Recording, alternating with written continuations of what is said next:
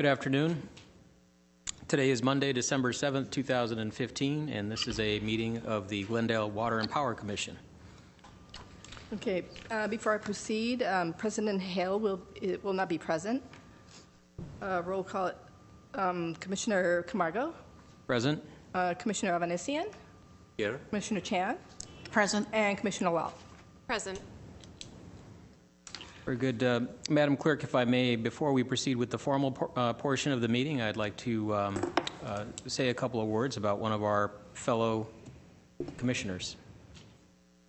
So with that, as I had the honor to work with Hugh Yao, who served as president of the Glendale Water and Power Commission on a couple of different occasions. So I think on the live feed you can see his image here. We lost President Yao on November the 24th. He passed away. And so what I'd like to do is just say a couple of words here, see if my fellow commissioners would like to make any comments before we move forward with the agenda. And in part, I'd like to recall a few facts from his obituary. So Hugh was 40 years old when he passed away. Again, that was on November the 24th, just prior to the Thanksgiving holiday. He was survived by his wife, Tessa, and his 11-year-old daughter, Stella. He also was survived by his parents, John Dow and Linda Lamb, as well as his siblings, Danielle, Serena, and Emily. He was a 30-year resident of Glendale, here in Glendale, and speaking of his ability to be a diplomat, he was a graduate of UCLA, where he received his bachelor's degree, and he also earned a master's degree from USC. For most of his professional career, he worked with Southern California Gas Company, and here with the Glendale Water and Power Commission, he served from 2007 to 2015. Served as president in 2010 and 2014. So I had a little bit of an opportunity to work with President Yao during his time here, and he was an amazing man. He worked in 2 different martial arts, so certainly a very strong man, very strong leader, and we will miss him greatly. Later on, I will be asking to adjourn the meeting in honor of President Yao. So with that, let me pause and see if any of my fellow commissioners would like to make a comment. Yes, I would like to. I had the privilege of working together side by side with Commissioner Yao for at least 5 years, serving on the commission. I was always impressed with his intelligence, integrity, tenacity, passion. He truly was a role model for the rest of us commissioners, myself included. His passing is truly a huge loss for his family, this utility, and also the city. I wish his family the very best, and I will definitely miss him. Very good. Thank you. Can I just add that? Yes, please. Although I didn't have the pleasure of serving with President Yao, I was so impressed on the one instance when I met him with his incredible commitment to the city, his love of the city, and his passionate and heartfelt love for his daughter and his wife. And my heart just goes out to them. We will do our best to continue in following the example that he set on this commission. But my heart today is really with his daughter and his wife, and I wish them the very best. Thank you. With that, Madam Clerk, let's move to the next agenda item, please. 2 is consent items. A, approval of the November 2nd, 2015 meeting minutes. Okay. Comments on the meeting minutes? That's Rajani. One comment. So on page 1, under section 5B, like Bravo, the 3rd paragraph there, the question was really about, so it says Commissioner Camargo asked if and when Phase 3 drought rate goes up, will it be retroactive was the question. And my recollection is that the answer was no from Mr. Zern. That's correct. It won't be retroactive if it does go up. So with that, I have no further changes to the meeting minutes. 3 is GWP Commission staff comments. Any staff comments? Mr. DeGhetto? The only comments I'll have is when we get down into the agenda forecast. Okay, very good. We'll hold that for the agenda forecast, item 6. Any of the fellow commissioners have comments you'd wish to make at the beginning of the meeting here? No? Okay. Next item, please. Okay, 4A is customer service quarterly update, Miriam Padron and Daryl Allen.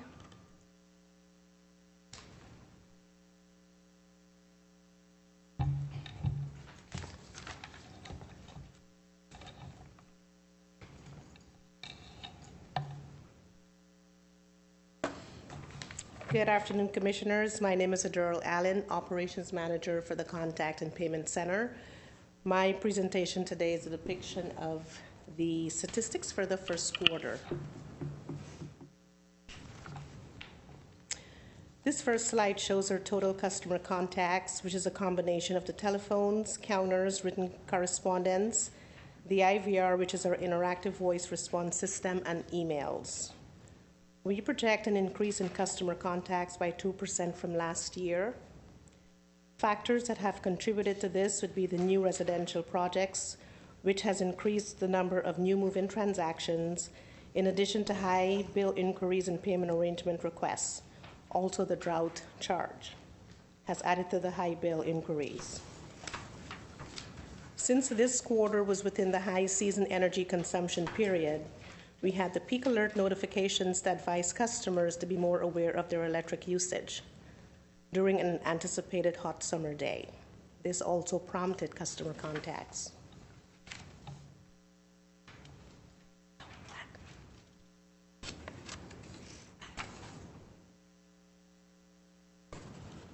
I'm sorry, before you go on, can you explain why again the abandoned calls are projected to go higher? We haven't gotten to that slide. Oh, Is it okay. usually contacts Oh, I see. by I'm sorry. There we go. Okay. Contacts by source. So go forward. You would-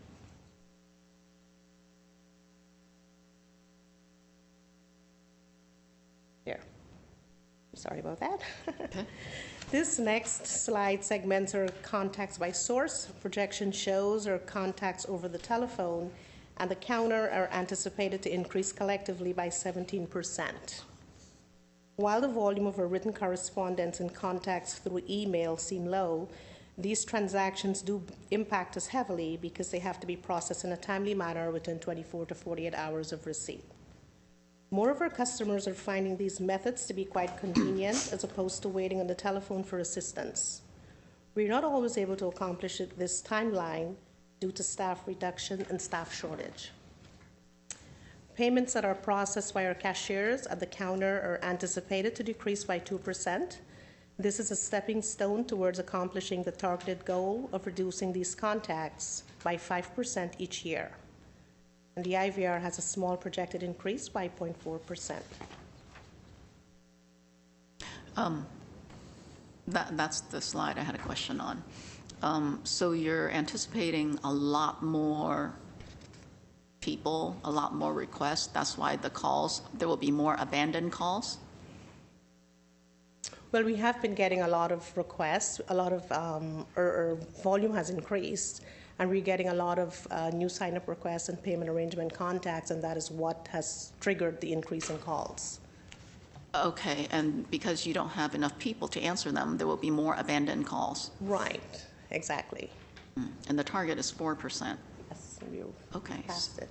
And I just want to clarify, an abandoned call is when someone has called in to the GWP general number, waited on hold, and then hung up before their call has been answered? Exactly, and I'll be Okay. talking about that in this next slide. Okay. Okay. Give you a better understanding of what it is. Okay, the incoming call abandon rate for the quarter has exceeded our goal of 4%. The average wait time for customers before being assisted was 2 minutes and 11 seconds. 51% of the calls were answered within 20 seconds. Factors that have contributed to the calls being abandoned were the increased call volume, which was overwhelming for the available staff to handle in a timely manner. Oftentimes, there were multiple calls waiting in queue for assistance, and customers became impatient and eventually hung up. Secondly, system malfunctions for any period of time, such as the IVR, where customers were unable to make payments over the telephone, online, where customers were unable to access to their account, as well as our utility billing system, which prohibited staff from accessing utility account information. These all played a part in repeat calls, which ultimately affected our call volume and service level. Additionally, this quarter happens to be included in our busiest time of the year due to high temperatures during the summer months and seasonal electric rate changes, both of which instigated high bill inquiries and in-depth research and investigation on interval usage data. Please note we're continuously looking for opportunities to re-engineer our work processes in order to streamline the operation. I'm So, sorry, Ms. Allen? I didn't catch that. You said what? I said we're continuously looking at ways to streamline and re-engineer our processes to make the operation more efficient. Oh, okay, thank you. Ms. Allen, I have a question for you. Sure. So can you talk further? That really gets to my question, your last comment about constantly looking for ways to re-engineer your process. So do you have an improvement plan in place, and can you talk further about what the elements of that plan are? Well, we don't have a specific plan in place, but we're always looking at the different procedures, how they're executed, and if there are more efficient ways of doing that. Okay. So I have a question. So what type of questions people have, and what are the question types that is repeated? Well, for example, if we have any kind of system malfunction where the IVR is down and customers are not able to make their payments, they will call us, and that increases the call volume. They'll call until the system is out. Or if they're not able to get through the web, they will call us. If they call and we're not able to access their account in the billing system, we'll ask them to call back. And so that triggers the increase in volume. Oops, I'm sorry. Let me just state that part of our strategic plan also, we have our automation platform, which is part of our CIS billing system. So we have a plan in place where a lot of our functions that we do now that have a lot of key entry for the CSRs and take a lot of time when a phone call comes in will be automated. So that is in our plan. That should help some of the time frames that we're looking at in the abandoned calls. But again, if you listen to some of the numbers that Erdural talks about as far as the average wait time, those numbers are still really good, but we do have issues where sometimes the system's not stable. The IVR system, like she said, is down, and that really causes a lot of backup on the telephone system, and people do get impatient. They hang up, and then typically they'll send us an email. But we do have a lot of plans in place to improve those processes. Right. Well, it seems important. This is... if you look at the bar chart there, we're headed in the wrong direction, right? So we're continuing to see an increase in the call abandon rate, and I can't imagine that speaks well to the customer satisfaction among those who have had to abandon their calls. Do you have data? Do you understand when in the process? So I hear you saying about 2 minutes and 11 seconds is the average. Is there a period beyond which you tend to have a high abandon rate? Is that at 3 minutes, 4 minutes? Well, there's certain times of the day and there's certain days of the week that are busier than most days. Mondays typically are busy. A day after a holiday is very busy. So we have a bunch of calls coming in and we don't have sufficient people to answer the phones, and that would contribute toward a very high abandon rate. Okay. All right, please continue.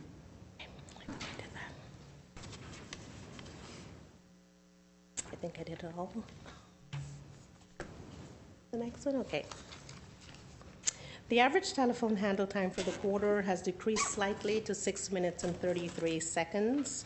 This is a combination of the talk time and the customers, and the wrap-up time after the conversation has ended to notate accounts, as well as any follow-up work that may be required.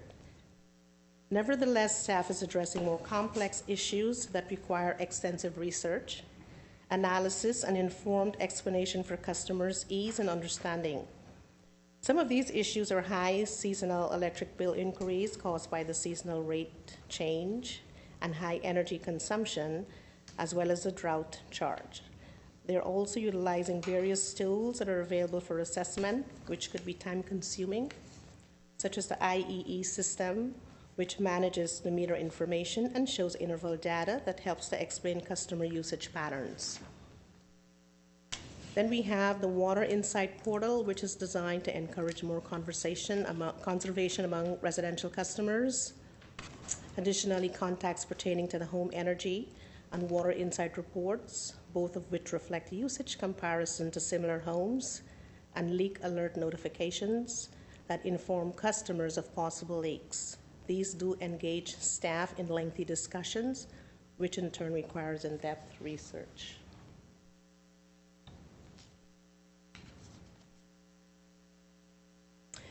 This slide reflects the 4 options so that payments are received. The electronic option is projected to process about 54% of our payments. This method will contribute to a decrease in cashier transactions, which is anticipated to process 10% of our payments. This is in line with the targeted goal that I have referenced earlier, which is to decrease customer contacts over the phones and the counters by 5% each year. We anticipate 32% of our payments to be processed through the mail, followed by 4% through the drop box. Moreover, the electronic method is a low-cost payment option for GWP.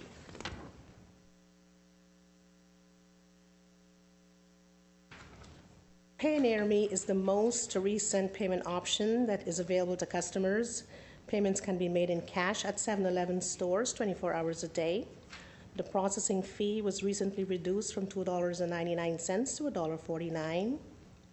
The Pay Near Me option has been utilized in 46 California cities. 16% of the total transactions made in Glendale were at the 7-Eleven location within a 1-mile radius of the office. Transactions were made in 4 other cities: Illinois, North Carolina, Washington, and Kansas.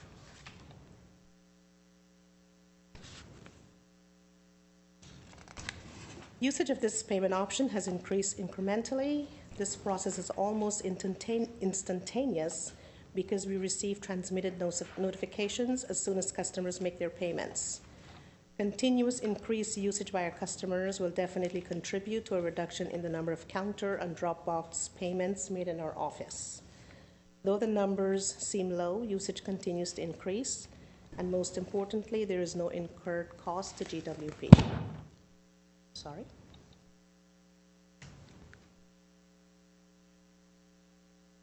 Just to provide you with a pictorial view, the map displays the counties in California where payments were made in respective cities.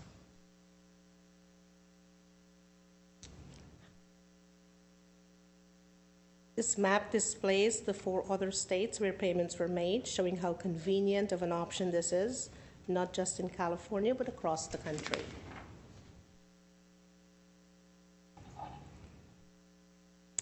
Projection shows that contacts through email and the web will increase by 15%. This is promising because it will contribute to a reduction in our telephone contacts. Lastly, this slide breaks down our email and web contacts into 10 categories. As reflected, service requests are by far the largest portion of our contacts, followed by water conservation, then account maintenance, and then payment arrangement requests. And this concludes my portion of the presentation. If you have any questions, I'll be happy to answer them before I pass the podium on to Miriam Padron. I have a question. What is an example of PBC?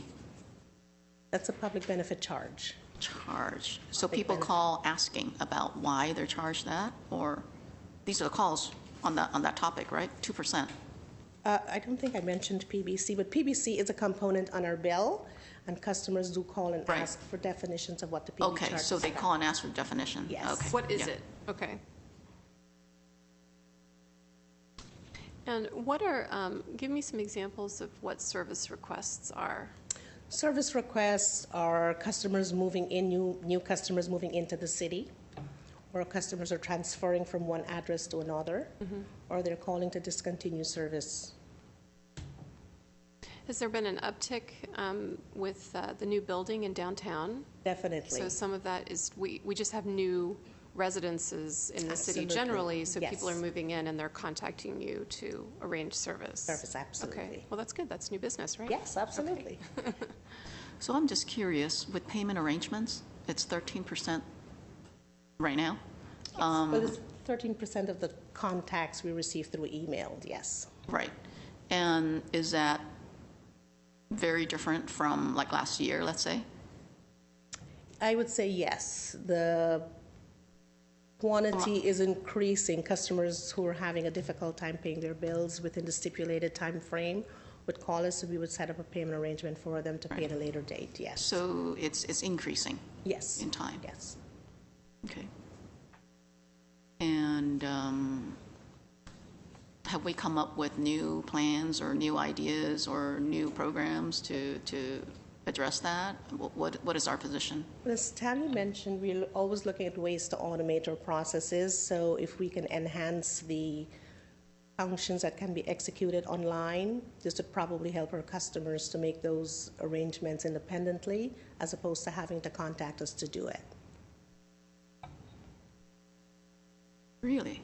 Doing it online? Should be, yeah.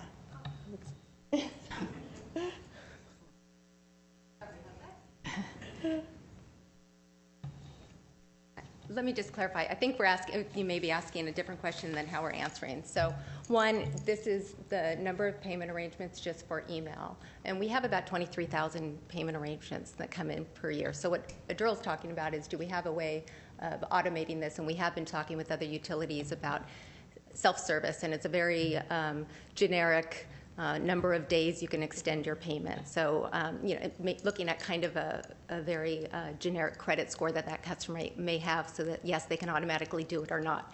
I think what you may have been asking, and correct me if I'm wrong, is do we have anything in place to try and drive the number of payment arrangement requests down in a year? Mm-hmm. I don't know if that's... Well, actually, both areas are of interest to me. Okay. That first one is also. So looking at the first one, the first scenario, a customer can potentially go online and request a payment extension just with his or her credit score. Correct. Is that what you're saying? Okay. Not like their FICO score, but their payment history with the city of Glendale. With the city of Glendale. Okay, so if they have a good history, then they can potentially extend it. Correct. By about how many days? Well, right now, we basically will give them 2 weeks past the final notice due date. Okay. So we would probably build something in the credit score that if they've either kept all of their previous payment arrangements, they could, go ahead and it would be flagged that, yes, they could make a payment arrangement and would automatically give them the date of 2 weeks out. Okay. The system could look for any disconnects in the last year, which may then prevent them from making an online payment arrangement, and they would be forced to talk to a customer service rep.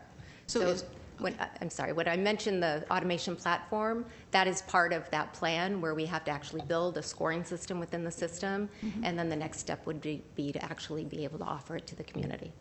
I see. And so the longest period that you can extend is 2 weeks? That is the basic, that we will automatically, as a customer service rep can look at the account, unless there's been additional issues. We've dealt with this customer, they've never kept a payment promise before. If they have returned checks, there's certain things, but an account where they just need some more time paying, a customer service rep can give them an extra 2 weeks without any supervisory approval. Okay, well, that's very interesting. Thank you for explaining.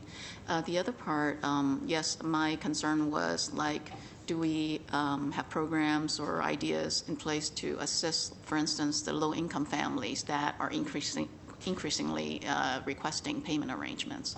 Well, we do have programs in place already. We have Glendale Care that provides a discount to customers, and then we also have other agencies that help customers that we will refer them to. HEAP, which is one of them. I'm sorry? Catholic Charities. Catholic Charities. So there's a few out there. They run out of funds pretty early in the year, but we will refer them to other agencies that can assist. Okay. And the income threshold changes, right? It does. Yeah. I don't know what that is offhand, but there are income thresholds. Right. Okay. Well, thank you for the information. Yeah, I have a question.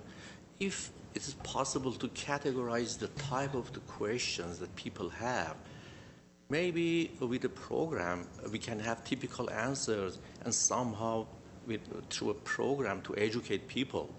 You know, if for example abbreviations are questions, so this is legitimate, you know, question. So this is a kind of general, you know, question. Maybe we can, and typically if we can categorize and have answers and somehow educate people not to ask questions repeatedly. That's a very good thought. Very good thought. I would suggest to do that. Educate people. Thank you for that. Very good. Any other questions for Ms. Allen? I'm sorry, I think you answered this, but I missed it. What is Water Insight? Water Insight is a program that we use to send out to customers so that they can assess their water usage. And I think it does compare their usage to other properties within a 100-mile radius, and they can stay on top of how they're doing in terms of water usage. Okay. Is that still something that we're doing, or Yes, we are. it's still being done? Yes. Okay, great. Thank you. Thank you. That's done on the electricity as well, right? I'm sorry? That's done on the electricity usage yes. as well. Okay. And, that would fall under maybe billing inquiry? Water Insight now. Let's see.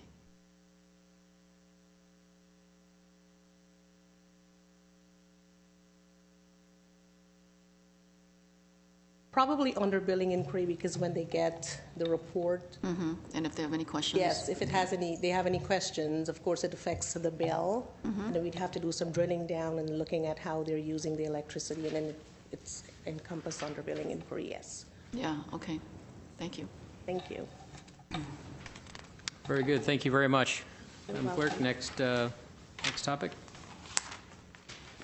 Good afternoon, Commissioners. Miriam Padron, Customer Service Operations Manager. The following few slides refer to the field and billing operations. This slide shows a steady increase in the number of electric meter remote transactions. The remote capability is only available to 97% of the electric meters, with the remaining 3% being handled by the UOC due to the type of service size. Remote transactions consist of field work orders such as move-ins, move-outs, service transfers, as well as disconnects and reconnects for non-payment. We set our goal to complete 95% of our electric orders remotely. As noted, this quarter we ended with 93%. Efforts continue to strengthen the system by installing additional communication devices and addressing system issues timely.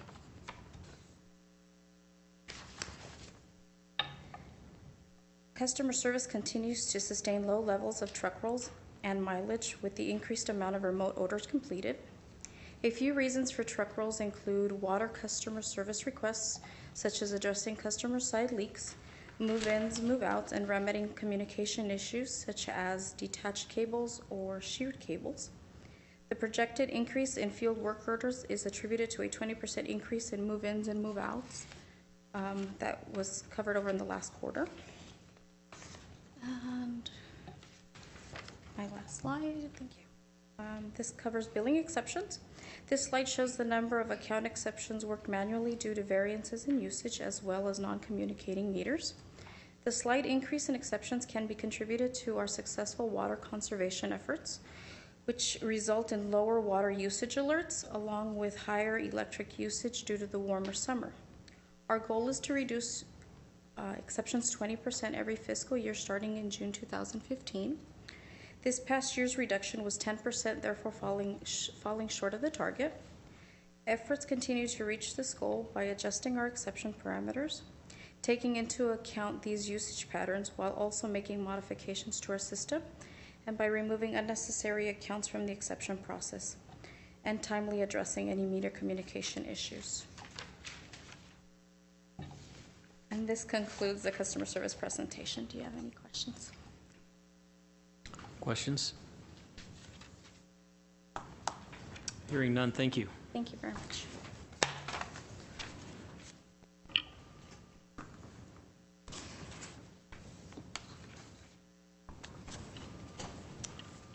Okay, and 4B is Conservation Drought Update, Michael DeGhetto.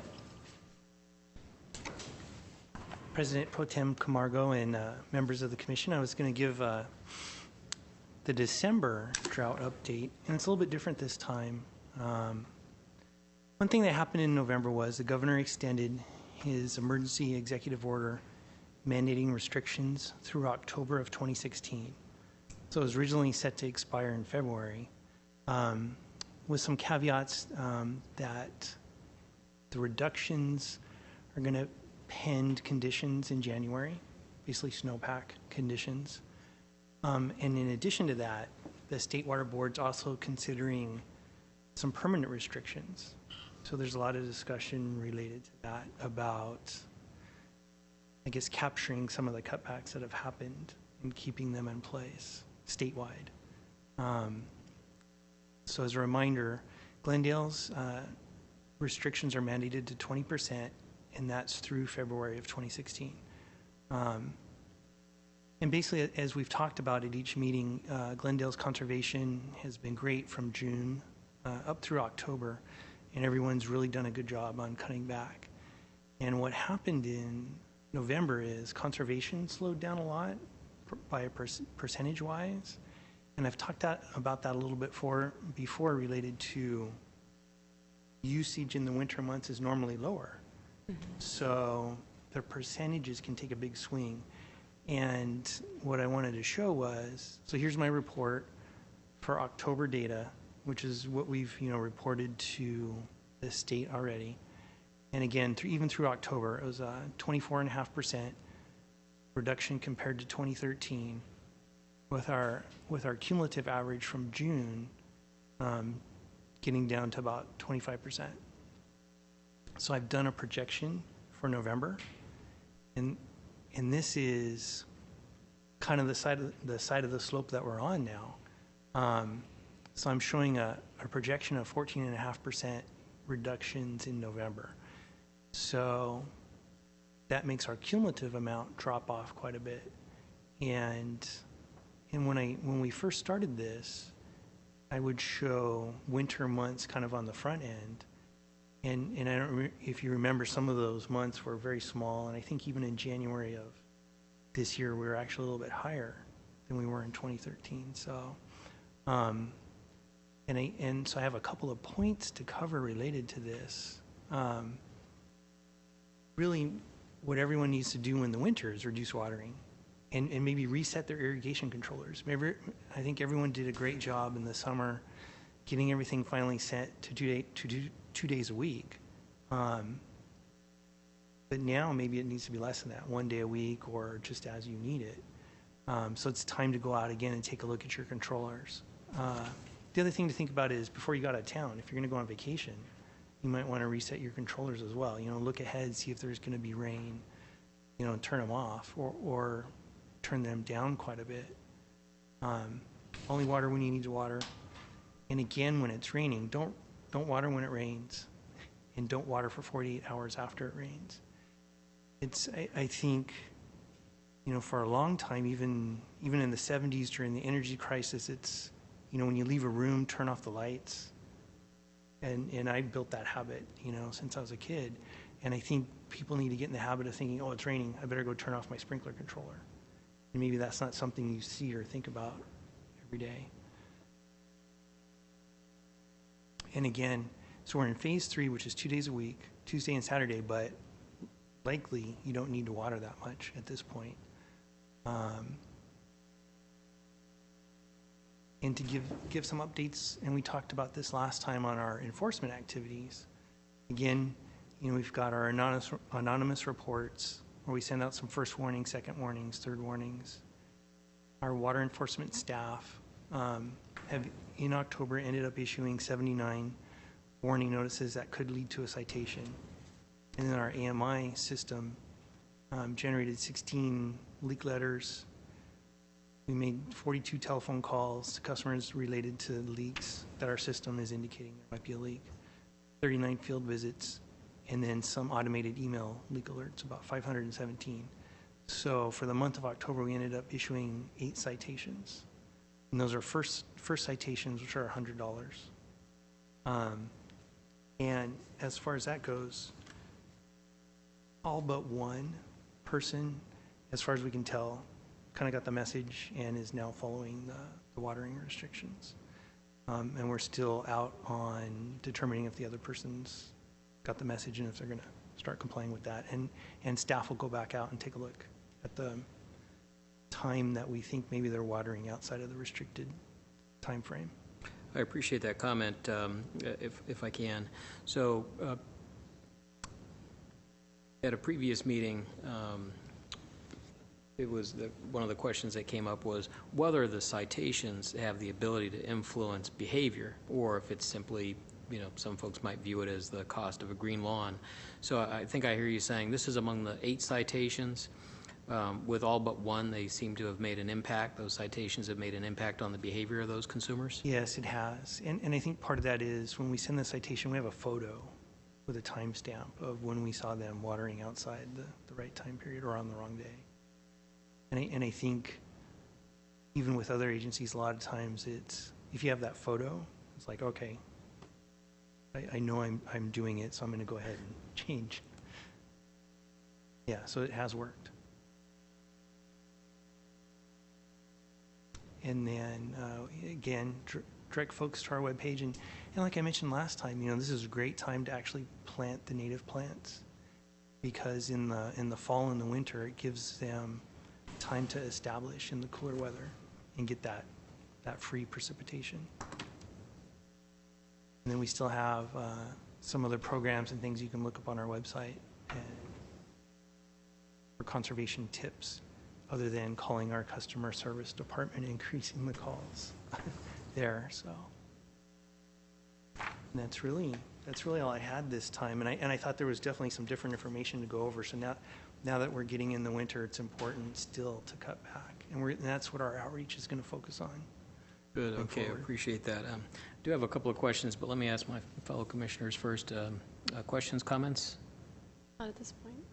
Well, a couple of things. One, and Commissioner Lau, this goes back to, I think, a comment you made at a previous commission meeting, and that is, how do we learn from this drought and try to apply some of those lessons to how we work in the future in order to further conserve water? So, Mr. DeGhetto, you mentioned earlier here in your presentation that the state board is looking at the potential of permanent requirements.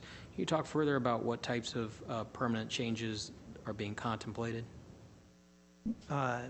The state's looking at, because there's so many different areas in the state with all different kinds of weather patterns and water supply, I think they're still looking at the gallon per capita per day as a bit of a yardstick to use related to that conservation. And I think we're not sure yet if they're going to mandate, say, that same amount, where 20% in Glendale's case, or higher in other areas or lower in other areas. I think one thing for us to learn from this is having everyone be really cognizant about their irrigation practices and really monitoring that. Like I mentioned about turning off the light switch when you leave a room, or when it's raining to turn off your controller, and think about that a lot more. I mean, we picked up a lot of savings just by going to 2 days a week. So, and I think there's other thought processes about, grant funding and things like that, and having more sorts of rebates to remove turf and making some of that more permanent. So I don't have really a lot more specifics, because even the state themselves is kind of, the water board is looking at that. Even to come up with these regulations, it was in a very short time frame. And now they're trying to stand back and kind of look statewide about how it's worked out. Okay, very good. Anything else on this? Yeah, I have a general question. I mean, we are watering now 2 days. Then in future, maybe we're going to use it to 1 day. And of course, the city gets dried.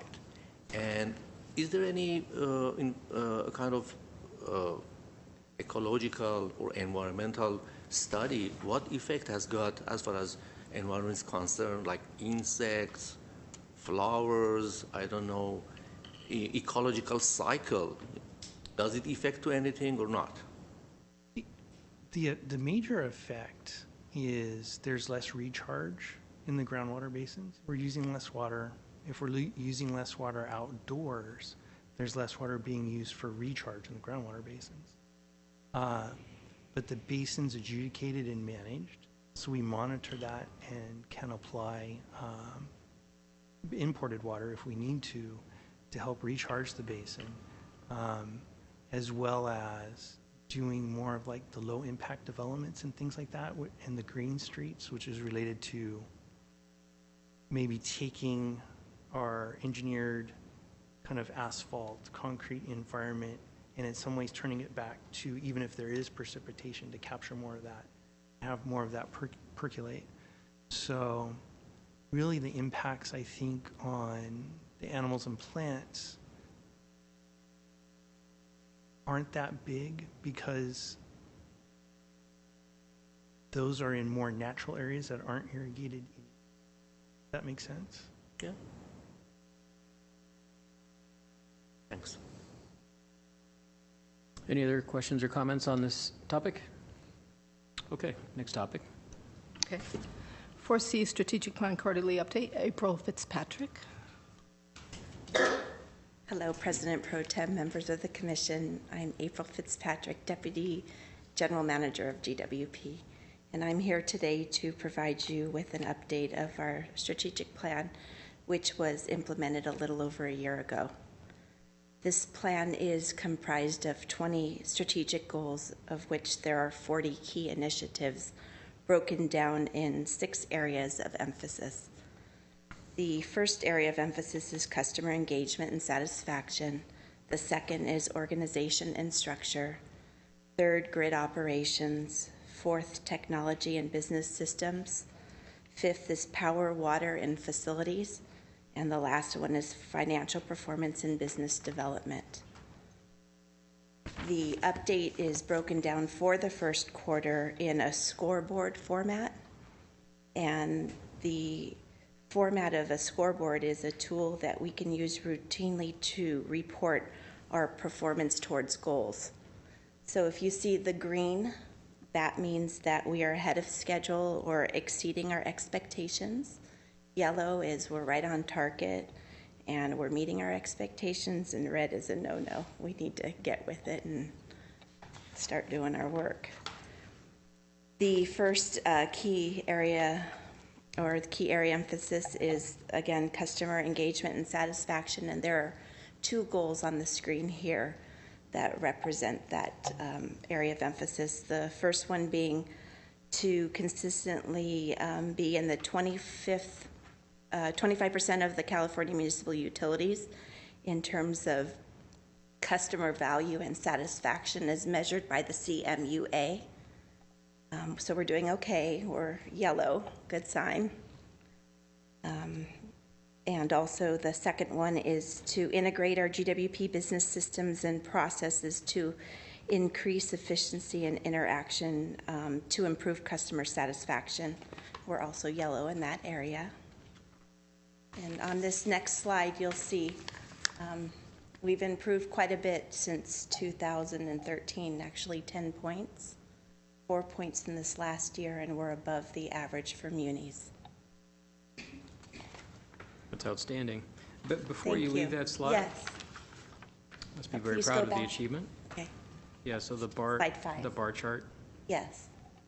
So can you talk further? So you've done a lot of hard work. Can you talk about what you think the main drivers are behind the improvement in that customer satisfaction?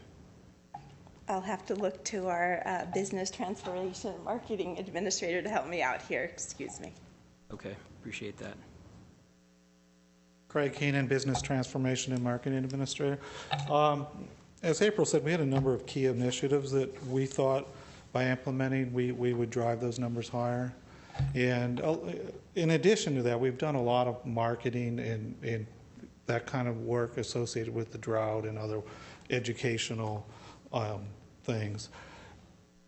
if you look at, well, you have the next slide was the things we've done. Now, one of the key areas we wanted to do is get people access to their data, more convenient ways to pay their bills and find out information about their account.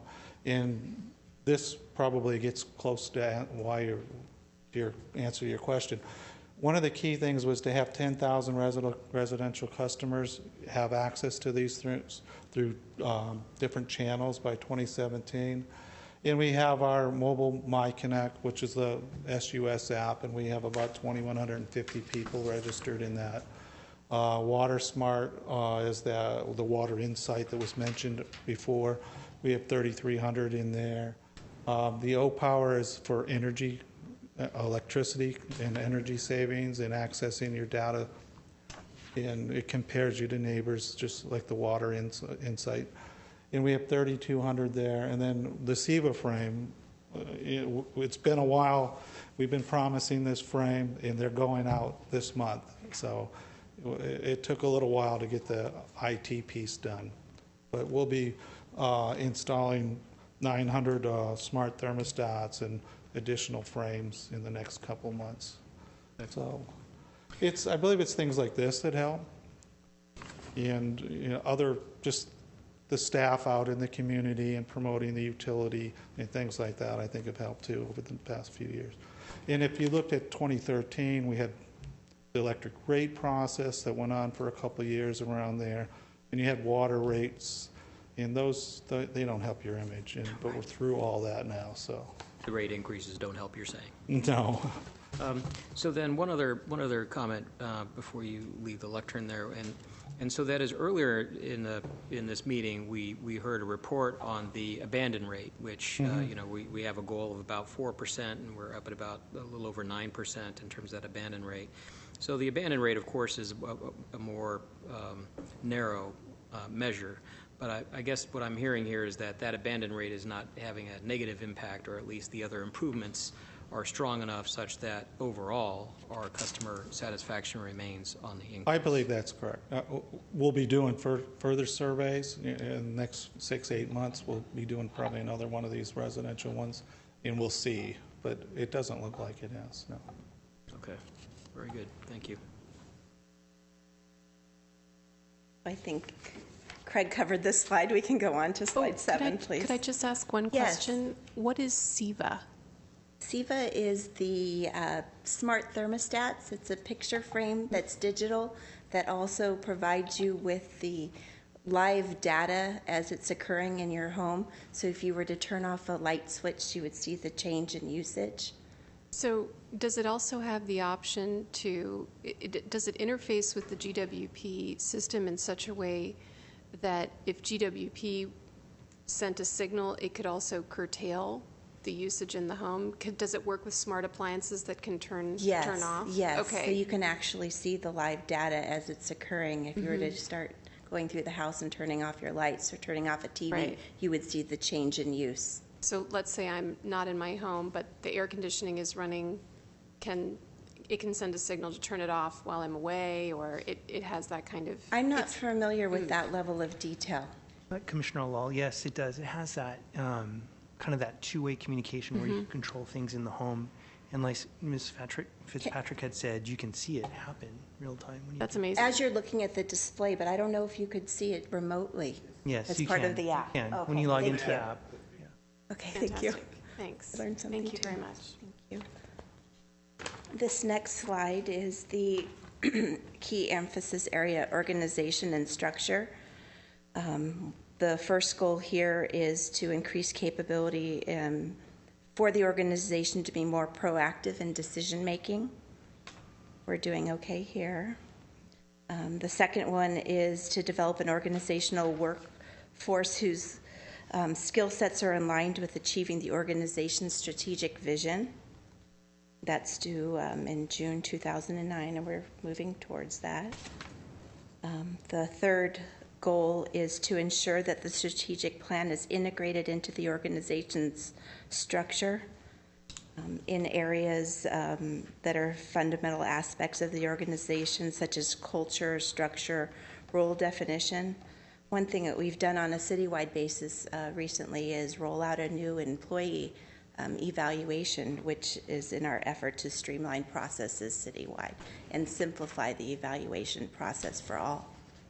So we're doing okay in this category. And lastly, in organizational and structure, maintain a safe working environment for all staff at all times. Next slide. The next category are grid operations. Goal number 1 is to reduce the number of preventable outages to less than 25 per year by June 2015. I believe this really should be green because we've met that goal. This particular quarter, we've only had 1. The next one is to reduce the number of unscheduled water outages to less than 25 per year, also June 15th, and we've met that as well. That should be green. Goal 3 is to reduce unaccounted for water to below 5% by June 2016. This most recent quarter, we were below that percentage. Goal 4, reduce technical and non-technical electrical system losses to below 6% by June 2016. We're almost there. We hope to be there by then. And the last goal under grid operations is to fully automate 35% of the GWP feeders by 2020. We're at 12% right now. Excuse me, what Yes. LOB stands for? In the previous slide you had LOB. Excuse me. Line of business. Pardon me? Line of Line business. of business. Line of business. Okay, thank you. Sure. Yes. I'm sorry. I just wanted to ask, is there any way that you could talk a little bit about how you've improved the last, I think it was goal number 5 on the previous slide. As far as the feeders? Actually, it was the electrical losses. I will look to Varujan Avadinian, our principal engineer, to answer that Okay. specific question. I'm just curious as to how because those are just over a period of months, so I'm just curious how you achieve that. Yeah, Varujan Avadian, principal electrical engineer with Water and Power. Basically, there are a number of programs that we're doing. The main one would be our 4 to 12 kV conversion project. Basically, we are changing the voltages from 4 kV or 4,000 volts to 12,000 volts. By doing so, we are reducing our losses significantly. And we basically, our goal is to convert 6 feeders annually. And as we do that, the losses are going to drop. That's the technical part of it. The non-technical part would be basically the data cleanup, that we clean up the data. There are some issues that we had with the data. That has a big impact also. And the new meters that we have with the communication, the new meters and the quality of data that we are getting, we are able to get a better number, basically. Okay. So in other words, you're able to track where the electricity is going more precisely? Correct. Okay. Very helpful. Thank you. Ms. Fitzpatrick, on Yes. that particular slide there, not that one, so slide 8, I guess it is. Okay. So there with 3.1 and 3.2, as you say, you've met these goals by now, right? These were through mid-year 2015. So are these intended now to be evergreen goals? That is to say, will there be a similar goal? 3.1 will be 25 per year by June of 2016, or how do these roll forward? Well, I think actually it's been completed, but we can keep the statistical data moving forward until all of the goals are met. I'm not quite sure why it was June 15th, but we were successful quickly. Okay.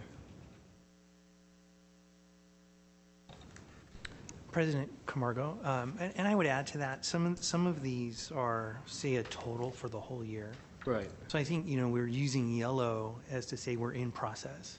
Mm-hmm. And then when we get to that total annual amount, and maybe we'll turn it green. And definitely some of those goals would be, like you mentioned, I guess evergreen, not related to the color of our chart, but we would want to have those every year. Understood. To see To how kind we're of progressing. stay within that and not go back above. The one like the water loss at 3% for that Rowan reporting period, I'm sure it's going to be a little bit higher than that in the last reporting period. And I don't know, if over the whole year we'll hit that 5%. Okay. That makes sense, yes, I appreciate that. Okay. Please continue. Thank you. The next area of emphasis is technology and business systems. Slide 9, please. The first goal is to ensure all business and operational systems are interconnected. The next one is to ensure that all businesses and operational system visibility extends across lines of business and business functions throughout the organization by June 2019. All these areas are yellow. And that security, privacy, and performance issues are considered in all IT implementations across the utility.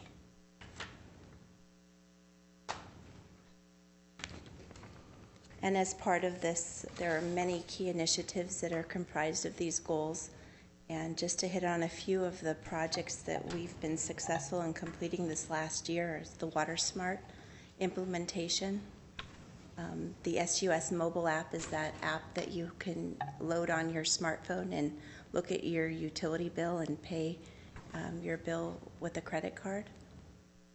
We've upgraded our North Star November 2014, and we've also implemented the Allegro trading system and went live July 2015. There's several others on this slide as well. The next category is power, water, and facilities. The first goal is to upgrade the water system facilities to automate pumps to reduce energy cost and optimize storage by December 2015. We're doing okay there. We're starting construction to repower Grayson by 2020. We're moving ahead in this area. Big project. And the third goal here is the completion of the conceptual plan for the second interconnection facility by June 2017. This is completed because we had a study performed and it has been determined that it's not a feasible option. That's why we see it green. Okay. On 5.1, Ms. Fitzpatrick, can I ask you a question? Yes. On slide 11, yeah. So there, do you, on some of these slides where you have numerical goals, right? Some of them are a little bit softer. Yes. But on 5.1, would there be a number of pumps that we're looking to automate such that there would be a supporting number behind this? President Pro Tem Camargo, it would be all of them. You know, it would be all of our pumps and reservoirs. You know, we've started to look at that already, and we call it basically like a system optimization plan. And because that's one of the major cost components of the water is the energy cost that's embedded in that. Right. And staff manages that currently, and we have our SCADA system, which helps determine when to turn pumps on and off. And we even work with our coworkers in electric. Sometimes they may ask us to turn off some pumps. But I think taking an overall look at both the storage combined with the pumping, there's some more energy savings that we can get out of that. So I would say all of them. Right. I hear what you're saying. So, and I guess to be clear, I do think that on 5.1, yes, you talk about upgrading the water system to reduce energy costs. So I assume that that is all of them. My real question here is whether, in order to demonstrate what you say here, which is yellow is on track, is there a way to enumerate? Is all of them 12 or 1,200 pumps? And therefore, at this point, and as we sit in late 2015, we've upgraded X percent or X number of the total, and that's what gives us the confidence that we're on track to meet this goal. That I think is really kind of the spirit of the question I'm trying to ask. No, that's fair. And I would think you're looking for an objective measurement, and to be quite honest, in this case, it's kind of subjective is how I'm looking at the yellow, because we're looking at it, we're working on it. So I would say subjectively, we're on track. So it is qualitative, it's not quantitative. Yes. Okay. Very good. Fair. Thank you, Mike. The last area of emphasis is financial performance and business development. The first goal here is to ensure that GWP is consistently in the top 25% of the APPA utilities of similar size location as it's measured by its survey annually. The second goal is to develop the organizational capabilities to support our management of assets for the utility. So we're going to need to do an RFP here and determine what system is best for GWP. On slide 13, the next slide, we are always looking at opportunities to expand our revenues, and what we have before council tomorrow night is to seek their approval to install 10 new EV charging facilities, which we hope to be an increase in revenue based on our most recent demands as they increase for the number of vehicles that are registered with the state for the rebate data. And it appears that we're adding 23 vehicles per month, and we're going to have places throughout the city to charge those vehicles. These stations are going to be level 2 and 3, and depending upon how fast they charge, the rate will vary. So we'll know tomorrow night if that gets approved. And then on the last slide, we retained a consultant who's helping us with our fiber optic business plan. And we hope to have something to share with you early next calendar year. And we believe that the fiber revenue will increase by a minimum of 15 to 20% when we implement this plan. That concludes my presentation. Do you have any questions? Actually, I have a comment here. You know, these electric vehicles, if it doesn't go together with renewable energy like solar, it doesn't mean that we are reducing emissions, because you're using electricity here, clean thing, in other location, when you're in power stations, you're emitting, gases.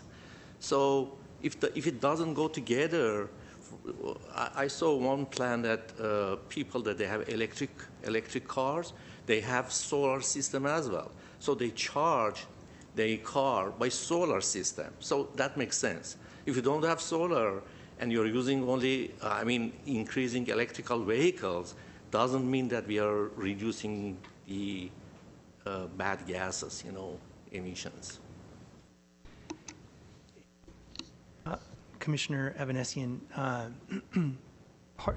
there's two parts to your question. One of them would be our renewable portfolio standards that we have to meet, basically for generation at the city.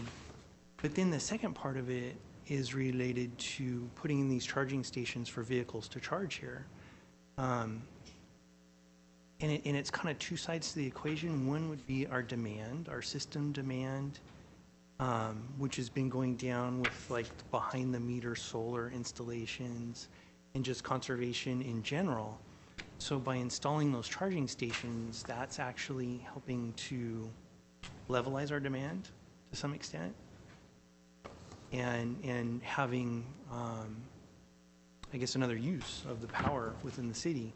And I understand what you're saying about obviously some percentage of that will be non-renewable energy, but we would still need to meet our goal, our renewable energy portfolio goals. Thanks. Does that make sense? Does that answer your question? So what does the city charge for use of these?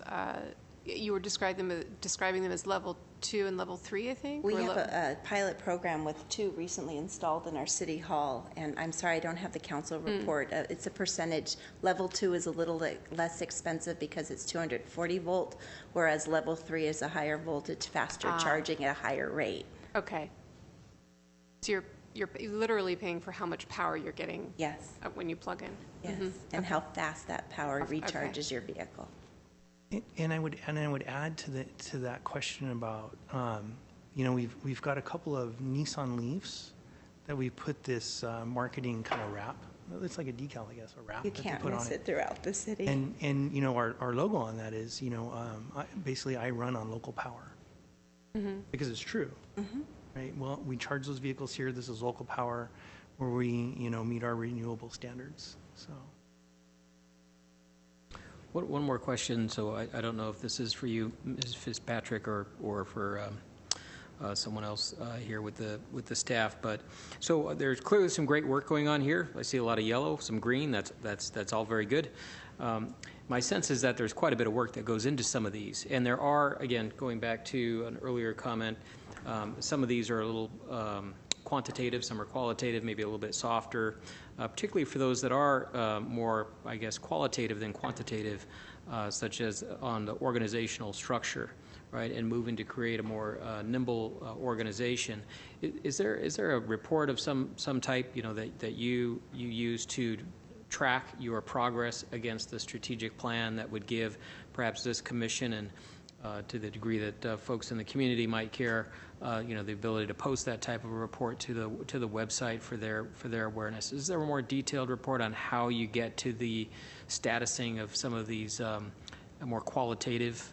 What we do is meet periodically and go over the 40 key initiatives that are part of these goals, and those that are responsible for those key initiatives. We discuss where the progress is. We reevaluate, is the deadline feasible or not? Do we need to fine-tune our deadlines? But beyond that, no. It's all based on key initiative and the project manager related to or assigned to that key initiative. But it is work in progress where we meet periodically and make sure we're all moving in the right direction. And I would agree with Ms. Fitzpatrick. And it's those 40 key initiatives, that are kind of the backup to each one of those goals. Yes. That we go over. So there is more detail related to that. But again, some of them are qualitative instead of quantitative. Okay. Okay, very good. Thank you. Yeah, I have a general suggestion for all the slides. Would you please, I'm talking for all, to define the abbreviated things? Because there are many abbreviations, we may not be familiar with that. So I saw many, I didn't ask because it's a waste of time. But for future, if there is an for example, AOV, I don't know, something, just describe, what is that? Because we are not maybe technical and we don't understand that. Commissioner Evanesian, that's a great suggestion, and we'll be sure to do that going forward. Thanks. Or maybe we could just have a gigantic glossary available for Well, I agree. those of us who are not technical experts. There's a lot of acronyms, but I think at least in the slide, we can just spell it out instead of using that. Thank you. 4D Solar Solutions Report, Craig Keenan.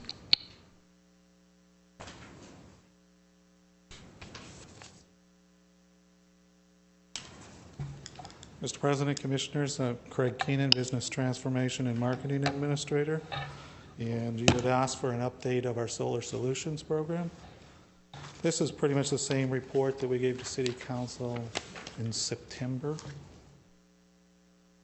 So to begin with, the Solar Solutions program is one of our public benefit charge programs that was mentioned briefly earlier. Basically, the public benefit charge programs are funded through a state mandated charge on our electric bill. And that money is mandated to go into one or more of 4 categories. That's cost-effective demand-side management, new investments in renewable energy, research, development, and demonstration type programs, and bill discounts and other services for low income. The current public benefits charge is set at 3.6% of electric revenues. Every 2 years, we go to City Council with a 2-year program and budget for approval. We'll be going to City Council this spring for another 2-year program.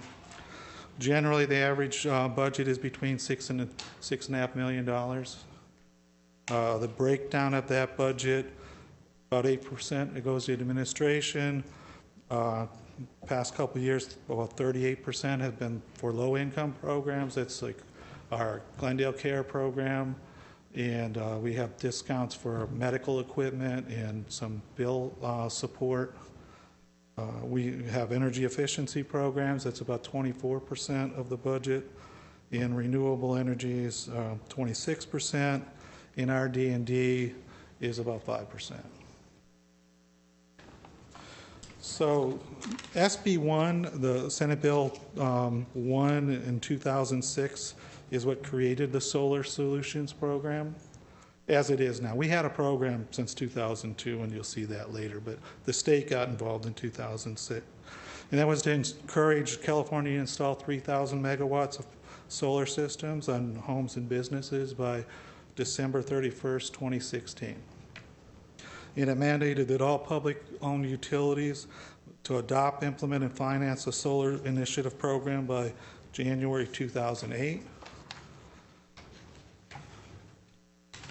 So we had done that. The SB1 program divided the spending requirement based on the size of the municipal utilities.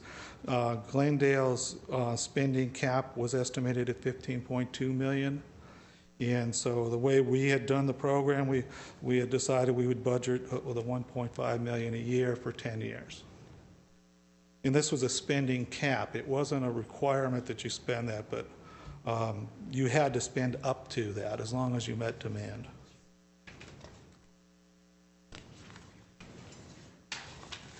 And I guess I already explained the next bullet. So City Council approved our program in February 2008. We basically budgeted the money in three different, we had small systems under 30 kW, large systems were over 30 kW. We would pay 100% cost of the permits, and our program, since the money was budgeted annually instead of just one big amount, we allowed people who had already installed systems, but the year they installed it, there wasn't money available to pay them to apply, and if they met all the requirements, they could get the incentive.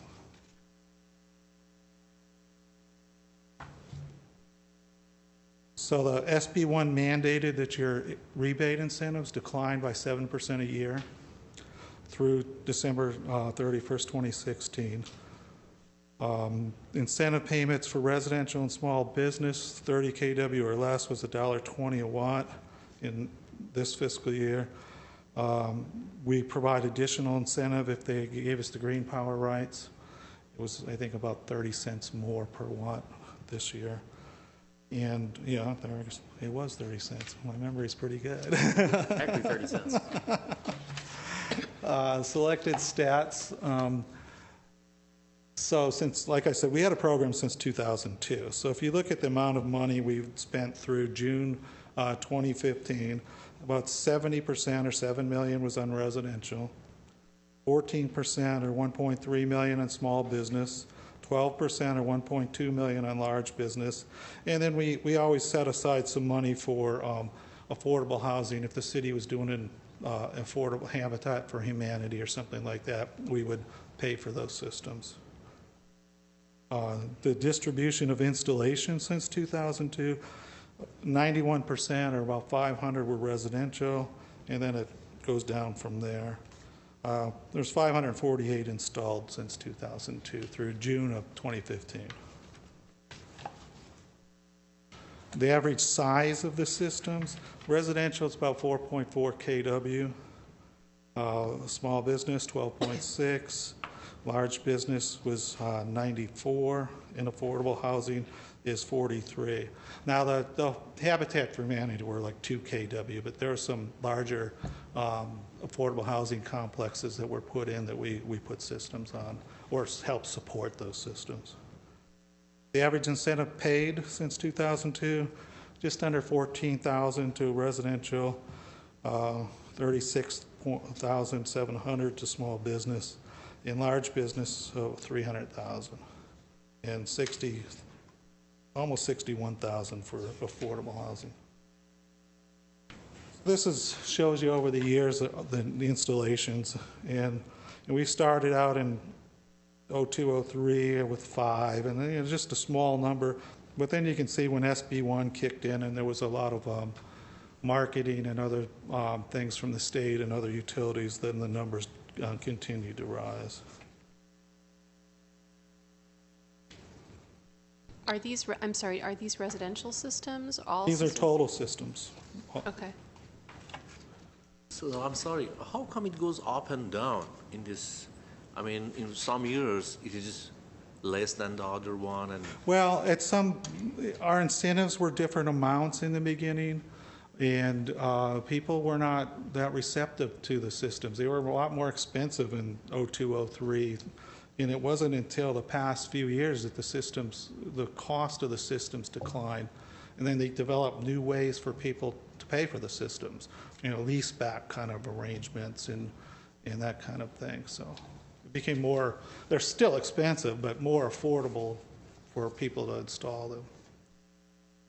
In some years, we just, we did not have the money in the budget to, like this past year, the people that signed up for the program, within, 10 or 15 minutes, the program was full. And that's why we went back to council, and you'll see, and asked for more money. But if you look at expenditures, you can see, they were, we hit about 1.3 million in 9-10, and then it declined to 12-13, and then the past couple of years, it's been right around the 1.5 million budgeted. And if you look at what happened this past July, we opened it and within, I would say, 15 minutes, the program was full. We had 186 applications for $2.2 million. And we had prior commitments of $300,000. So basically, we went back to City Council and we asked to add another $1 million to this year's budget to cover all the applications that we received on July 1st. And they did approve that. And next year, what we're going to be looking at is maybe some sort of a lottery process where it stays open for a couple weeks and we collect applications, do some kind of lottery. But that's the presentation. So basically, demand for this program far exceeds supply. There's Yes. much more demand for people to join the program than there is. Yes, and that could be because there's the sunset of this particular program in December 2016, and more people want to do it. So, is there any discussion about having the programs start again in 2017? well, I've had discussions with our city attorney's office because SB 1 was designed to go away after 10 years. But the way the public benefit law is, it doesn't say that local utilities can't have their own program again. So we'll have to look and see. Part of the issue is that our PBC program was at 2.85% to cover 4 different areas, of which the biggest area is low income. We added 0.75% to that to cover SB1, but it didn't cover the whole $1.5 million a year. It would have had to have been more like 1.5% more than the 2.85. Oh, okay. So if we do go forward, we'll have to look at a smaller program. And that's not up to ultimately, it's the city council's decision. Mm-hmm. But if we want to continue to fund energy efficiency and the low income programs, the program would have to be probably a little bit smaller. But then we could continue it. That's a policy decision, though. Mr. Keenan, so is it your sense that as this SB 1 expires, that there will be still a need? So I guess as I look at laws like SB 1, it's designed to provide a stimulus for Right. the beginning of a life cycle of a new technology, Sure. right? So that technology is maturing. You've had, as you stated earlier, the costs of some of these systems are coming down. So, I mean, do you or do other leaders in this area view that the subsidies will remain important for the foreseeable future, or as Commissioner Lau says, at least for 2017? That would be a policy decision. Certainly the demand for the program would still be there. Is it needed? That would be something we'd have to look at because,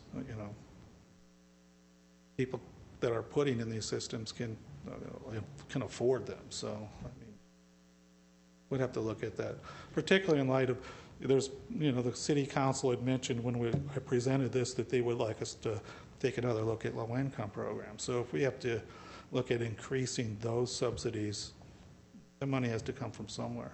There are trade-offs there, and so as you said earlier too, you'll be looking to propose the next 2-year program in the spring of, Yes. of 2016. And so as you look at this, there are trade-offs. Then you're saying that there's from a solar perspective, what we do on the solar side may, depending on how we fund it, take away from those low-income programs. From the low income and in the energy efficiency, because we have to remember we have a state mandate as far as how much energy efficiency we have to produce every year. And our goal right now is 1% of sales, which is 11,000 megawatt hours. So we have to fund those programs in order to meet that state mandate. Thank you. And any other questions for Mr. Keenan? Just quickly, these rooftop solar programs, installations, do they count toward Glendale's renewable energy portfolio? That is a whole, I'll let legal determine that. Yes, we can, Commissioner Law, count that renewable energy provided that the customer has assigned their green rights to us. So when he mentioned that they pay, I think, 30 cents more, you said, then we can count that. Most do. Most sign over their green rights because they really can't sell them to anyone. Right, and then obviously it's good for the city because it increases Yes. our output of renewable energy. Excellent, thank you. 5 is oral communications discussions limited to items not part of the agenda. Each speaker is allowed 5 minutes or 3 minutes. Commission may question or respond to the speaker, but there will be no debate or decision. The general manager may refer to the matter to appropriate staff for investigation and report. Madam Clerk, I have no comment cards with me. Do you have any at your station? No, sir. Okay. 6, agenda forecast.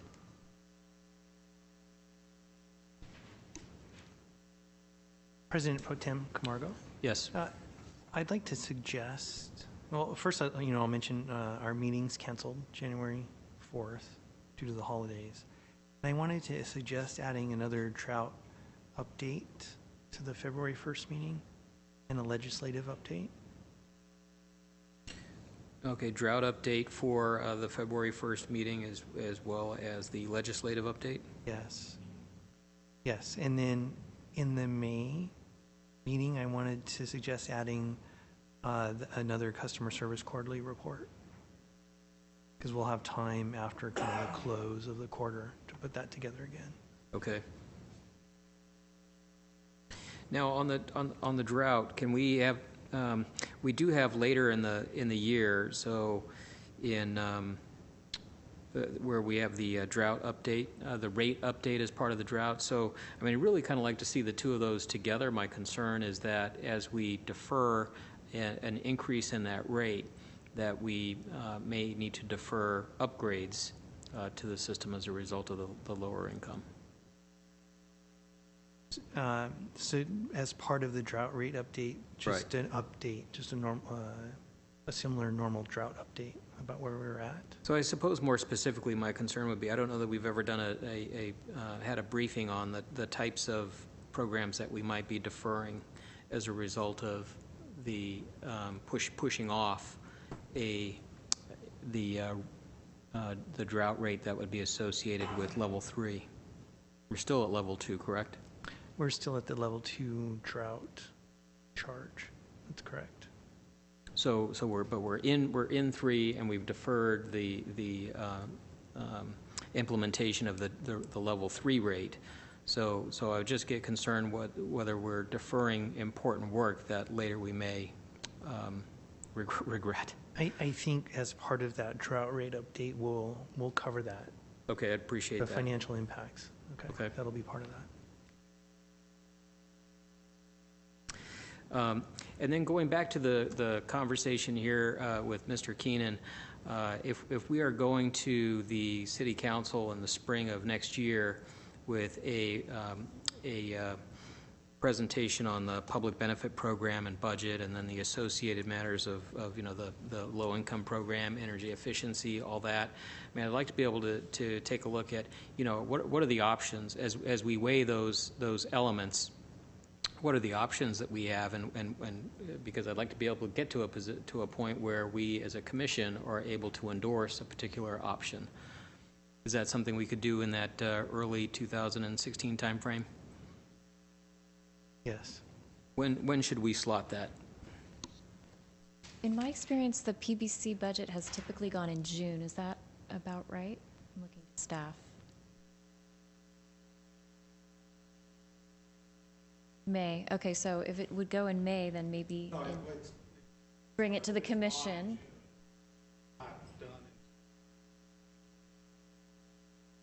Okay, so staff is suggesting bring it in April or May to this commission. Do you have a preference? Okay. I'd prefer April, and as we get closer, if staff is feeling that we need more time in order to have a thorough discussion at this commission, we can then defer it to May. Okay.